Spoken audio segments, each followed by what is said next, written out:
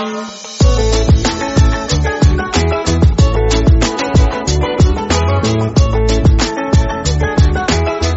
The lord. ప్రభు అయిన యేసుక్రీస్తు వారు ఈరోజు మనకు అందిస్తున్నటువంటి వాగ్దానం రోమీయులకు రాసిన లేఖ 8వ అధ్యాయం 1వ వచనం. క్రీస్తు యేసునందున్న వారికి ఏ శిక్షా విధియ లేదు, ఆత్మ ద్వారా జీవము.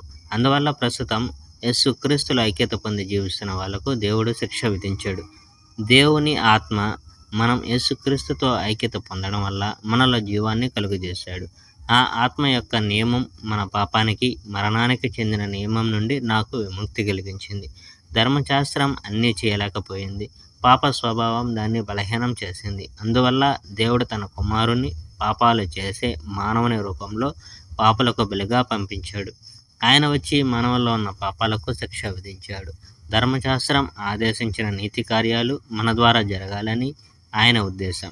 మనము పాప స్వభావంతో జీవించడం లేదు, పరిశుద్ధాత్మ చెప్పినట్లు జీవిస్తున్నాము. ప్రాపంచికంగా జీవించే వాళ్ళ మనస్సు ప్రాపంచిక విషయాలకు లోనై ఉంటుంది. కానీ దేవుని ఆత్మ చెప్పినట్లు జీవించే వాళ్ళ మనస్సు ఆ ఆత్మకు సంబంధించిన విషయాలకు లోనై ఉంటుంది. ప్రాపంచిక విషయాలకు లోనవడం వల్ల మరణం సంభవిస్తుంది. కానీ పరిశుద్ధాత్మకు లోనవడం వల్ల జీవం, శాంతం లభిస్తాయి. ఎందుకంటే ప్రాపంచిక విషయాలకు లోనైన వాని మనస్సు దేవుణ్ణి ద్వేషిస్తుంది. అలాంటి మనస్సు దేవుని ధర్మశాస్త్రానికి ఆధీనమై ఉండజాలదు.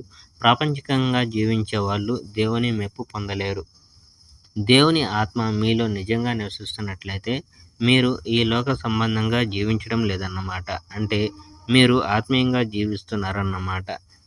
క్రీస్తు యొక్క ఆత్మ తనలో లేనివాడు క్రీస్తుకు చెందడు. ఒకవేళ క్రీస్తు మీలో జీవిస్తున్నట్లయితే పాపం కారణంగా మీ శరీరం చనిపోయినా మీలో ఉన్న దేవుడు మిమ్మల్ని నీతిమంతులుగా చేశాడు కనుక ఆయన ఆత్మ మీకు జీవాన్నిస్తాడు. Praise the lord. May God bless our India.